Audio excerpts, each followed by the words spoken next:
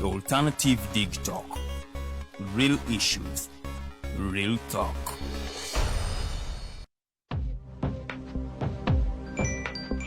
Go to the church, Tawali man, what's up? Man, can you imagine people just dump everywhere? Someone drinks water and throws the bottle wherever. Come on, Rogers. What else do you expect people to do with an empty bottle? Simanye now, recorder. Did you know that plastics take at least 450 years to decompose? What? That's a long time. Exactly. Because plastics are made out of a lightweight and flexible material that doesn't decompose easily. And plastics everywhere in the environment cause plastic pollution. What is plastic pollution now? It is the accumulation of plastic waste in the environment, like bottles, polythene bags, straws. All of these contribute to plastic pollution. I have been using them without knowing their effect. Yeah, a lot of people have. Plastics are a danger to the ecosystem, both on land and in water. So how can we overcome this problem? Is there something we can do? Oh yes, we can reduce by minimizing the use of plastics, reuse by repurposing them, or recycle by collecting and processing them into new products. Everyone wants to change the world, but no one wants to change themselves for the world. How about we change our habits for the world? And it starts with me and you. This message is brought to you by Alternative Digitalk. Hey Teddy, have you noticed how little attention science and health issues get in the media? Totally, Edgar, yet science information is very important. Yeah, for sure. That's why the Health Journalists Network is here. How can they help? They are a group of journalists dedicated to advancing public understanding of healthcare issues through impactful reporting on health and science. Oh, really? Yes, they meet up every month with scientists and researchers, policymakers, and activists at the science media cafes. They then relay what they discuss to the public. Does that benefit us? Oh yes, very much so. This helps with health and science literacy for a healthy Ugandan society. Okay. I love getting informed about science and health issues. Health information makes all the difference between life and death. I'll look them up and engage them. That's great. They are based all over the country. Oh, okay. That's interesting, and they should be making real impact. They are empowering health communities through journalism. Journalists can save lives just like doctors.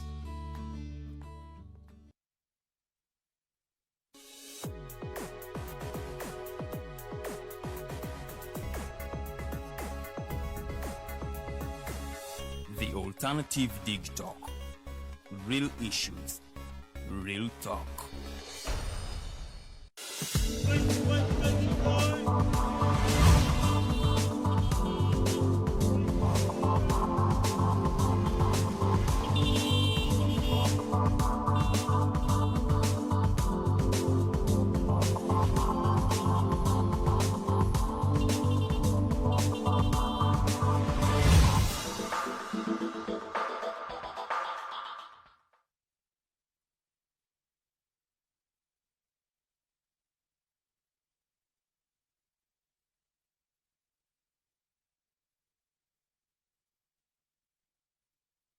Good morning, hoping that we are all good. It is a Tuesday. Welcome you to the show. It is the Mighty Drive and I am Farida Bikobere Nsobira nti mwasuze bulungi nnyo era Mighty Global Update zibanyumidde. We do that every day to help you get updated with what is happening in Uganda but the world at large. And today I have in studios is an author. He is the director Alternative Dig Talk, but he is also a human rights activist. And so nga lwaki twamunoonyezaako tugenze tugobera social media ze, but also wobanga ogobera his writings, his literature, he has always made political prophecies that have come to pass. Ensonga lwaki tumunoonyaako to understand where does he get these prophecies. Ajawa info, ayina omuntu w'omunda amuwa information oba he dreams mukama namugamba ekigambo and then the word kifuukira ddala ekintu nekibeerawo in action. So in studios I have Mr. Norman Tumuhimbise. He is the author of 5 books: Okukwatibwa, Manyoko Politics, Liars and Accomplices. In Liars, it's why he gave the prophecy of the death of the late Olanya, and it came to pass. And so I would argue to go look for his literature, and you know, you have a read. It isn't bad to read. So olunaku lwa leero lwaki tumukyaziza mu studios, tubadde tugoberera his posts on his social media handles, ku nga bwe ya breaking the arrest of General Bilungi. And yeah, just you know, when we see these information circulating on social media, we first wait to see, is that true or it is just politics at play?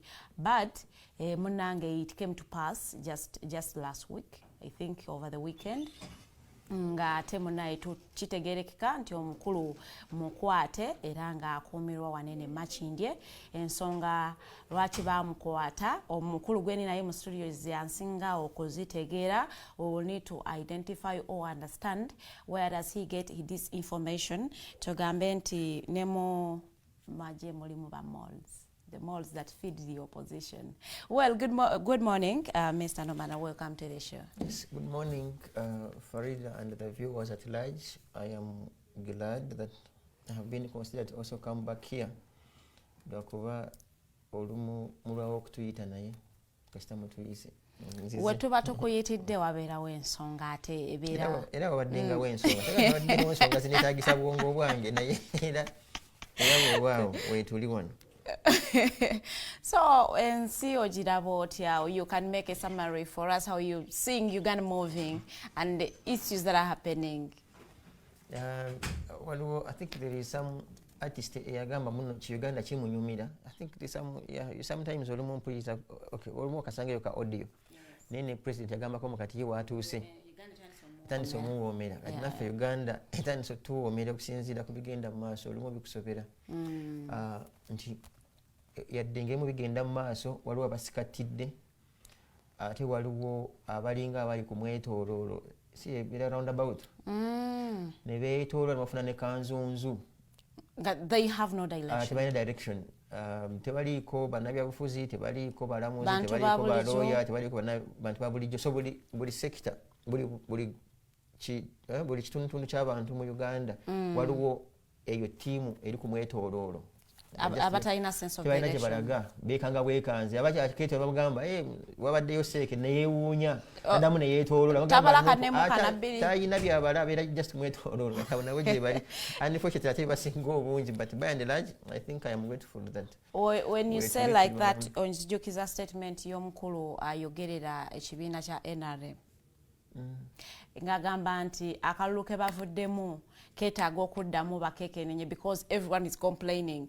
The voters are complaining, those they voted they are complaining, n'abakakiiko n'abawangula complaining. So haven't you seen the president Mukalula I think akagwa agamba mu nupu yamubaka complaining agamba yadde nawangudde naye ate nawangudde n'obulwa obutono. Oba there was unfairness oba kasente kali so aba complaining atmayinza kubula. So everyone was complaining. So nategeeza nti mukulu Dombo n'agamba nti bagenda kubanga beetaaga okuddayo what the problem is.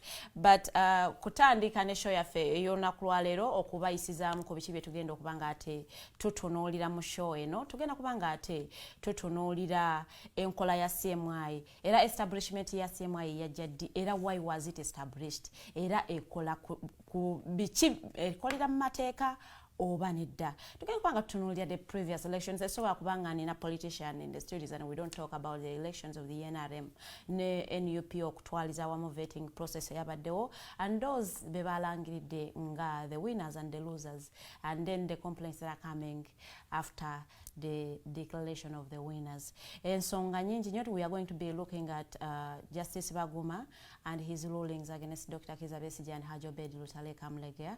Atene decision ya Dr. Kizza Besigye ogamba nti they are not going to appear before Justice Baguma unless nga babawadde ate justice omulala. For them they believe ate omukulu ono tali mu kukwasiza mateeka nga bwe gayina kubanga ate gatambula. So ensonga ezo n'endala nnyingi nnyo zigenda kuba nga ate coming up nga show yaffe bwegenda maaso. But begin with ngenda tandika ne posts zokola Mr. Norman on social media, and such posts have attracted attention of the public naddala abantu abagoberera ensonga ez'ebyobufuzi nga bwe zitambula mu ggwanga Uganda. But to be particular ngenda ku referring ku post yo gye wakola on the 4th day of August nga breaking amawulire ng'ogamba nti omukulu General Birungi is under house arrest era nga notegeeza I think after 2 days nga okoze post eyo notegeeza nti other generals by now we babakwatidde awalala. We need to understand how do you get this information, because now we can confirm nti General Birungi is under arrest.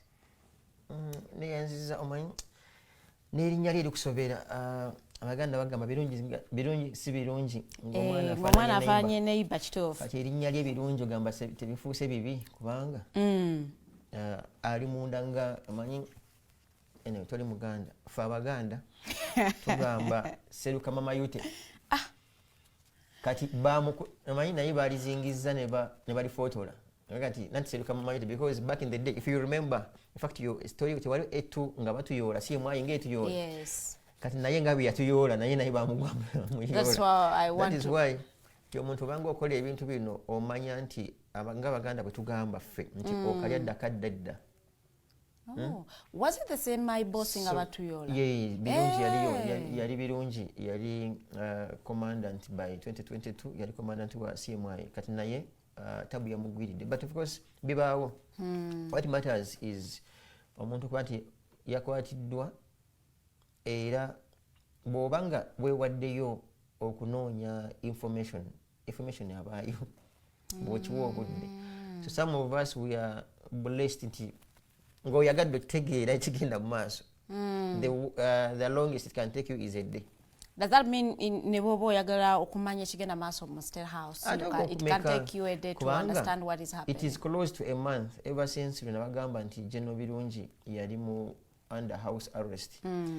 Era ku X post gyali 17,000 ndowooza n'ekitundu plus reactions. Yes, is it rich or I think something like that. But of course it was back and forth. Abantu bawakana biki zinenzira mu Kamori bw'oba mutuufu amazima go tegaliiko ebyo. You don't have to defend the truth. I post my thing the same way I did with when I wrote about the late Olanyazi like the demise ate nafa nga tuli mu komera. So you will always have, there are people abayina goodwill to share information. Maybe nga bo offices zaabwe naye bakola tekibasobozesa kukola bintu bino nga offices zaabwe tezibakkiriza ku sharing such vital information. With our background nawe kyoyinza kubeera mu politics, governance ne human rights advocacy nga toyina matu mawanvu nga gakamyu gasobola kutegeera kufuna information, otherwise then nekyoba olwanirira watokimanyi. So by and large nti that gentleman by the time when terayo post eyo nganya he had been under house arrest for the previous week. It is a practice mu military nti omuntu wabeera kweyo rank tebateera kumala gamuyoola from that very day bamukanyoga mu detention. That's why balina kye bayita officers mess. Officers mess we basibira abasirikale high ranked officers. Back in the day batandikiranga kuba lieutenant colonels kwambuka. Apparently I'm not so certain, but most likely it is between a colonel and going up over a general. Basaawe embeera eyo nti balegemuko akatiibwa akatono ngira naffe side eyo nti ngeri gye bapambanamu gye bayoolamu street activist n'abalala yanjawulo ngeri gye bayoolamu MP. You get era yanjawulo n'engeri gye bayoolamu maybe eyaliko minister n'ebirala. So nabo bwe bati nabo basaawo that kaliwe naye batera okikola nga first of all nti baseewo embeera ekisooka kya byonna okukuŋŋaanya obujulizi babeera bakuyinako ng'era bw'omanyi arrest zonna bwe zibeera nti basooka ne bakugyako communication nga tolina gwokubira simu, tolina kukubira, tolina kukyalira, tolina gwokyalira. Bweba nga bafunye gadgets zo ne laptops n'ebirala oba n'okufuna access ku katugeze nga bwe bagamba, because kati tekyali kyama nga bwe bagamba munno yandibeerako omusango gya treason gyakozesa obe office n'ebirala. So kitegeeza bwebanga n'enguzi n'ebirala kati kitegeeza babeera balina obudde obwo okufugaza any information okunoonya any information ku byabeera bakutte nabyo naye nga toli waka ate toli mu kkomera pase naye eri mu kye bayita officers mess. Officers mess maka gabeeramu balina amayumba embuya balina amayumba ekkololo era ne General Tumukunde yali abaddeko mu the same house arrest but bagitanga house arrest naye ebeera officers mess. So it is not literally your home? No, it's not your home. It is an independent home that belongs to government where they keep you. So normally when we hear house arrest, no, waliwo it's a two-way traffic. Waliwo house arrest gye bakukwatira mu makaago nga tebakukkiriza kufuluma mu nnyumba yo. Naye ate olumu bakugamba okufuluma mu nnyumba yo house arrest osobola okukkirizibwa okuba amasimu n'abantu olumu basobola okukukyalira ekyanjawulo. Naye kati ono okubeera mu officers mess obeera purely in their control. Awo tokkirizibwa muntu kukyalira, tokkirizibwa na kwambala ranka zaabwe because ranka by law, by the military, by the martial law, ranka tebagisiba. That is why bwebanga banakukwata okuteeka kabangali omwana amala okusayutinga ranka agikwambula. Tobolaba ne General Kayihura bwe yabeeranga mu court martial nga tojja na ranka eyo tosobola kusiba to them. Tosiba rank. Ibanga gwanga kya kusiba gwanga kusiba rank. Era kibola babagikujjako bakutryinga okuyingira mu kaduuku lwako kali akadok oyingira mu nga bisaati private pure. Kati ne mu officers mess obeeramu ng'olinga litone ngolinga private nga toyina rank toyina ki oli mu busapatu bwo bwetoloodawo nga bw'olinda the next course of action kyekiddako. Kati kyeyabadde alinda kuvanga nnya paka kosa gulu paka I think Friday kyali kati his fate. Olumu basobola okuteekamu ne bakunganya obujulizi ne balaba nga tebigenda just babikusibiko obusibi ne bakuteeraawo. So bwe banga obujulizi balina bubala then kwe ku transferinga ne bakujjayo bakuleeta mu military detention nga bwe kyabadde ku birungi nti at least according to my information bwe yajjiddwa embuya paka wano kinyana mpindi Makindi. So that means nti bamaze okukola okunoonyereza ku babadde beetaaga kati they have evidence against you. To them kiringa bonalaba mu civilian procedure nti fayiro yo ebadde evudde ku poliisi negende ewa DPP bagisanctioning. Kati ekikujjisa mu officers mess ojje Makindi kiba kiraga kati gwakako kaweddemu nti fayiro yo eri ready for prosecution. Bwebanga obujulizi tebunalabika bulungi ng'obadde general ng'oli kwezo ranks waggulu kitegeeza babagenda obujulizi bweba tebumala babagenda kuteera wali ngeri abantu kuwadde bondi ngeri abantu kuwadde bondi naye the moment bakwetawo ne Makindi kitegeeza nti fayiro yo eri ready for you to appear. Era kiremesa kati bano abantu bano to appear before the court martial lwakuba tenabeera instituted tenabeerawo.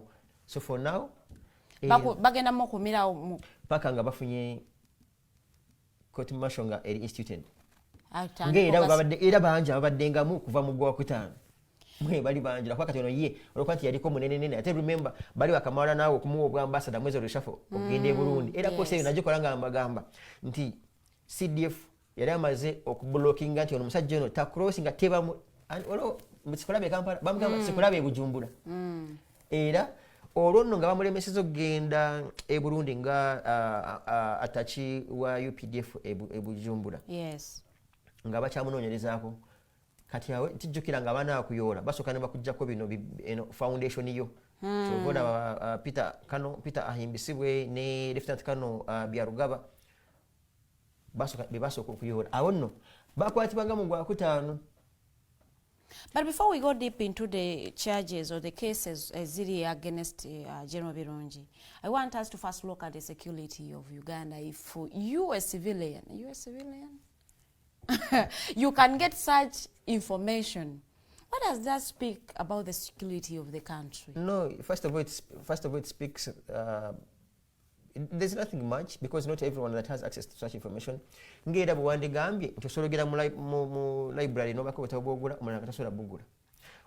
Waliwo ina sente nga tasola gula butaba nga ye izazi ya mu kikomando. Are you insinuating you use money to get this information? No, I mean waliwo aina obudde nga oteeka mu kubetinga nzo bwange mbuteka mu kunoonyereza. because if I am fighting for justice and freedom, by the way, at the end of it all, wano wekiggwera, my concern is newankubadde nti omuntu aba alina omusango tekikola nnyo makulu kuba nti omuntu omusibidde mu detention from, for example, May up to now. For me, that's the bottom line. It is violation of yes, human kati era rights. gino emiranga gye tukuba tetugikuba nti no tubasanyukirako naye babayoola. No, okay, yadde babayodde naye can they be tried? For me, that's the bottom line. So to say bw'obanga oyagadde ng'oli committed, information omufuna. Waliwo ebigambibwa nti okukwatibwa kwa General Birungi kulimu just obukuubagano ne CDF. But also we hear that the CDF is someone who is against corruption. Could that be the reason why bali mukubagana ne General Birungi okulaba nti sawa ntumulaba nti he's been arrested? Ndowooza for me kyandibadde kirungi bantu okusooka kumanya even the foundation of the entire military intelligence n'ebitabo erina okukola. Because back in the day nga bakyali mu nsiko waliwo tosobola kuyekera nga tulina abantu bakuwa bayita bakali lugambo bakuwa info abakubegerako okubegera lugambo naye ate surprisingly ekigambo intelligence mu Luganda magezi era nsimanyi obukujjukujju oluleetera Abaganda okukifuula nti bukesi because obukesi it is spying. Intelligence magezi, so meaning nti yatandika establishment eno back in the day aba nga of course tebinaja mu Africa nti kyabesinganga nnyo ku muntu ayina amagezi agasukulumye ku banne. That's why we call intelligence officer. So what if you are dull? Can you say a dull officer? But of course they also literally recruited in the army. That is why they will learn that intelligence. Yes. To gather, you don't to gather intelligence. What is intelligence? To gather magezi. That's the word. You gather intelligence or gathering a magezi. That's the logic. So when you become intelligent, an intelligent officer, yes, you are, first of all, you must be intelligent to gather intelligence, because a dull person cannot gather intelligence. Yes. So when they were in the bush, they introduced in short, they were introducing a directorate of military intelligence. It was DMI. Era DMI eyo back in the day yasooka okubeera commandant waayo yali General Sejusa, then ne bagiwako Tumukunde, later alone 1985, between 1985 ne 1988 General Mugisha Muntu yali director. It was just a mere directorate because amagye gali matono. Ne bagiwa Mugisha Muntu ng'amyukibwa Paul Kagame. Bwe bajjawo General Mugisha Muntu ne bamuwa army commander ne bagiwa Kano Lutaya. Kagame nasigalawo. Kagame bwasigalawo ng'omumyuka we. 1990 Kagame bwadduka ne banne okugenda okulumba e Rwanda. Yes. Lutaya n'agisigalako. But of course there has been a number of people, Banji, Kano, Tolit, many people. Mujira, Kanduho, to mention but a few. So in 1995, when the UPDF was now made a national army constitutionally, because back in the day we were operating under NRA, yes, there was need to now re-establish some other departments from within. That is why Bwemala Kati CMI ni bagifuula a chieftains. Chieftains is bigger than a mere directorate. From a mere directorate to now a chieftains. A chieftains becomes very big, very wide and sophisticated with other departments like Waluo. Okay, there are so many. I may not mention them here for purposes of course there are laws that also guide people. You may break out the secrets of the army and people think like, oh no, you are exposing your country into an enemy. Okay, so CMI ne bagiteeka nebanga weeringa eri formal after 1995 constitution. Kati in 1998 Al-Qaeda wekuba Kenya ne Dar es Salaam, embassies of America, where over 200 people died. America, as the leader as the superpower in the world, on how to approach and confront terrorism. Okay, obupya because back in the day tebakiwanga nnyo maanyi. That is why when you read critically olaba nti America ya founding Homeland Security teyaliiwo. Nga literally ye department ya security ekola from within mu US. Kati wano Uganda negamba under CMI to establishing a JAT, Joint Anti-Terrorism Task Force. Joint Anti-Terrorism Task Force. Awo nga ekiruubirirwa kyayo purposely was to deal with terrorism, because bw'otaba abantu background eno tuyinza kutegeera ki ekyakwasizza birungi n'abalala. Kati mu lukujjukujju lw'abano abantu abaaliwo era waliwo some gentleman bamuyita Peter Tusime. Peter Tusime ye yali omu ku ba JAT leaders naye slightly biri gumu eyali commandant wa JAT yali Kano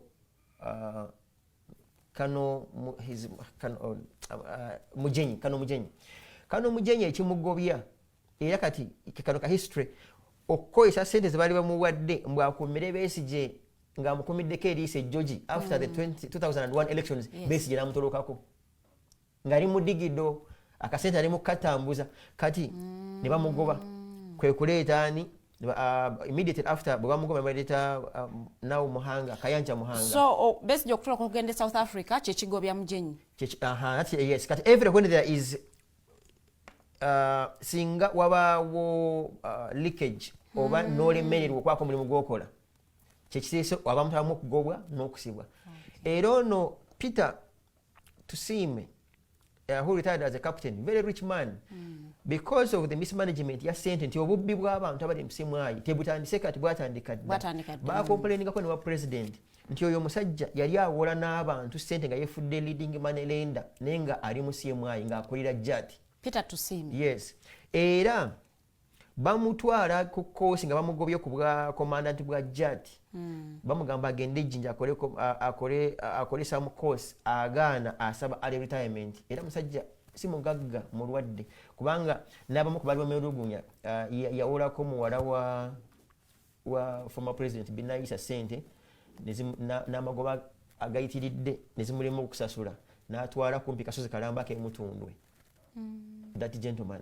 So I am giving a history ey'obubbi n'obukumpanya obadde nga mu bantu abakulira CMI ne JAT in particular nti bakozesa olukujjukujju lw'okuba nti balina access to information ne baduumuula kye bayita operational fund nti kwe kuwaayira nti era asobola okujja n'akuwaayira ne bakola kiripoti ne bagamba nti waliwo obutujju obugenda okubeera mu Kampala tuyinza tugeze nga billion to cab. That is how kubanga gyegimu ku misango egivunaanwa birungi kyekimu ku bireese ekibazaalidde ebinakani mu Kampala wano eno intelligence atali mutuufu. So babikozesa kubekamamu ssente. Kati mbadde kugamba nti bwe bamala introducing JAT abo bakulu batandika nga yo purely ya anti-terrorism. So abantu bano abamu mu security babadde nga bakozesa ofiisi zaabwe okufuniramu ssente. Era tetugenda kwerabira bano ba Agasirwe ne baani era bati bitambulira awo gathering bayita fake intelligence nenga ekiruubirirwa kyakwongera kukola mu ssente. So in short byebireetera birungi ne banne obuzibu okukwatibwa nga bagamba nti intelligence gwe baawa nezino bibomu bibagamba ebikolerere lwali lukujjukujju lwakolera mu ssente kwongera kuteeka president ne CDF kuninga esawa yonna ffe tuggwawo twogera ku bibomu. You remember omusajja yeetwisako bomu near CPS that anything because bwebanga oyina that money that extent kitegeeza you can do anything. Kati ekibaleetera okubakwata nti okay fine bw'obutujju bwali bwa ddala bwe kiba tekyali bwaddala gaali malya ga nsimbi tekyali kya ddala kiba kirekawa gavumenti gy'okolerera because at the end of it all mulimu abafiiramu. Kati awo CDF ne president okusalawo okuyoola bano abantu. I think by and large it's a fair thing. So what causes people okubanga naddala abo abali mu offices enene okubanga batandika okuleeta fake intelligence okufuna sente? Are they not paid enough? tebakkiririza mu government gye basupportinga buzibu buvaawa anti olumu human nature etondebwa differently nti abasajja abo nabo balaba nga ne ba MP balina omuliri gwe bagabana nabo bayinza okusaawa embeera gye bakola ki because nga era abaganda bagamba nti akubukulu akwakulya si baganda abaganda bagamba kati nabo ndowooza abawa obukulu abawadde kulya because nabo foolishly and unprofessionally that's how they choose to survive nti nja kuteekawo fake intelligence bagumule twateekemu entiisa bapasinga specific budget naffe tuzaawe tukole ebyaffe kubanga by and large president ne NRM batuteine eggwanga nti kati lyakuvandula wokutewo bba kati gwe kasaba kwa ministry gye bakuwa so jamu kyojjemu because I think they are not sure whether after the collapse of this regime they will even survive. So unfortunately for them kati kibakwatiddeyo but of course abamu have been lucky because people there are so many abakoze omudidi you know bale manyi so many ababadde abakoze emirimu gyabwe mu bwerufu nga tebadde of course waliwo abakoze emirimu gyabwe mu bwerufu lwabeerawo bakoze emirimu gyabwe mu hafu bwerufu hafu bubbi abamu katonda abamu ne bakola nga si mu bwerufu naye katonda n'abasuulako n'abawandako edduusi ne batakwatibwa kati bo bano katonda yabavuddemu ne babayoola. Oli ku Mighty Drive olaba programu eno etambulira ddala paka ssaawa 4 twagala okumanya establishments zino ze tulina naddala za security how do they come to be instituted era nga kunyumiriza olugendo lwaki tulina leero CMI tiyasooka kubeera DMI ne baagala ogaziyamuko so ne tufuuka CMI. Now want to understand lwaki CMI eno mu kukola emirimu gyayo teyagaddwa nnyo basitizeni bannayuganda. It feels like it is a government institution that ekola emirimu egya government okunyigiriza naddala mu abali ku ludda oluvuganya government. Ndowooza ekisooka kya byonna under normal circumstances that a chieftains of military intelligence n'ababitandikanga katugeze mu Europe ne mawanga amalala kyabeeranga institution ekola ennyo ku bukesi ndala nnyo ku byokulwanyisa ebiri biological katugeze nga bwe bagamba muno tiimu ezimu nga bwe bagamba muno bakola HIV virus as a weapon ne bakola Ebola as a weapon. So that such a chieftains of such intelligence military teyandibadde nnyo directed ng'ediringa n'abannansi ngeri mu politics yet at all yandibadde eyo kukolagana kwekola mu mirimu kuyiiya tekinologiya agiyambako okukola obukesi naddala nnyo outside that country naye ate nnyo about military weaponry. That is why waliwo enjawulo wakati wa CMI a chieftains of military intelligence ne wabeerawo internal security organization ISO ne wabeerawo ne external security organization nti ISO eketera from within era yo maloketa ntegera mbo Kenneth yakoze bwati ne bwati report ya ISO yandibadde ejiwa police ne kukwata yo gwayo it is to gather intelligence ne wayo ESO nayo ne kulondola paka Dubai ba mu Europe whatever it is nefuna file yayo bwe malo gifuna ate nejiwa Interpol leba yambako kukwatira eyo bakweta mu ggwanga era ne bakuwa police. Kati wano mu Uganda ekisibo kiri buli agency yonna eriko ekigambo security ekuyoola. That's why CMI yabyambala n'etuyoola. Jasanga abajjati bazze wonna olumu bayisinganye ne mukubo jati sodo kubanga temanyi mbuno bagenda kukwata jati basodo gituma ekuyoole ne CMI nga bajja dawode ekuyoole kyobola bakati nga fe batuyoola kwaliko crime intelligence ngakwedeko CMI ngakwedeko ne police bitu is three institutions. So meaning there is no coordination at all because that is how things are supposed to be. CMI tena kubeera mu mitu bino naye CMI kizibu kye yeesangamu nti yeesanga ng'eringa fused ne NRM as a political party. Nti era abantu bonna badde nga bakomanda nti bonna babeera baddayi hard ba mukulu Museveni. No, I was about to say that maybe they didn't understand the reason as to why they were established. Maybe they need sometimes you understand, maybe because of the appointing authority, he doesn't want you to understand. He makes you look like you don't understand. That is why you remember back in the day, around billion, when Mayombo was the commander of CMI nga bagamba omugo nga gukabirawo ekitante era ne reports za abantu abo bavayo nga bagamba mbabeeranga ne baby shark baby crocodile omusimanga nga babateekayo okutulugunya abantu. So tosobola kubanga oli mu that league y'okutulugunya abantu n'ofuna ekifaananyi ekirungi mu bantu. So the problem is kugifusing na kwerabanga wengia. Leadership yasemwa is appointed by the president. Yeah, definitely the president appointed. Chibola bakola bushafu bagamba batero gamba nno the president shakes CMI leadership batero kugamba osimanga mitali what. So he does that. Ate sadly yo aba CMI they don't even go to parliament for vetting and approve. Bujo kigenderere. They don't. Just appointment it's final. Ta proposing an amanya msimanga approve to parliament. No. You just kwata ukwasi nagamba ono commandant wa CMI atera bwaba ayagala okukyusa the same thing ngira ngawe nabagamba koko sometime ago nti ne mu 2017 mutoji kwatako when Kandi who was the commandant CMI era ya commanding omuggo gwakabira parliament kiboko ne kwata wasene waggulu ne ruma. So meaning CMI at least for now yemu agencies of government is tagalwa because abantu abazisemu bazimanyi mu because of the way it is doing its work.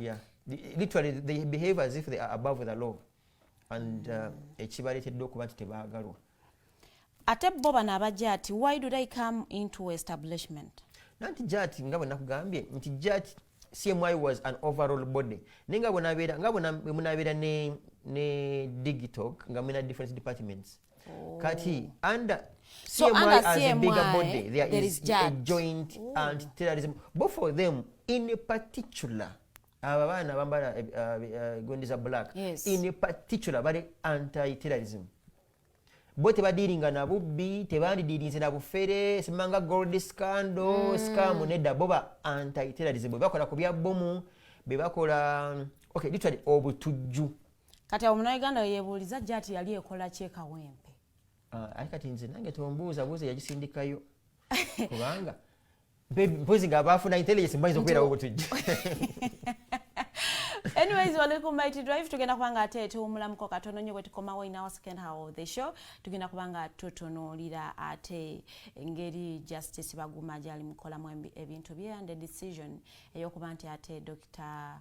Kizza Besigye ne munne Hajji Obeid Lutale Kamulege abagambye we are not appearing before Justice Baguma anymore kubanga tali mukola ekyo nno ekisaanidde oba tali mukwasiza mateeka nga bwe gayina kubanga ate gatambula. In other news, omukyala DPP abodo nao yalondeddwa munna kati abamulinako omusango. Anyways, Council Isaac Asemakadde, greetings to you wherever you are.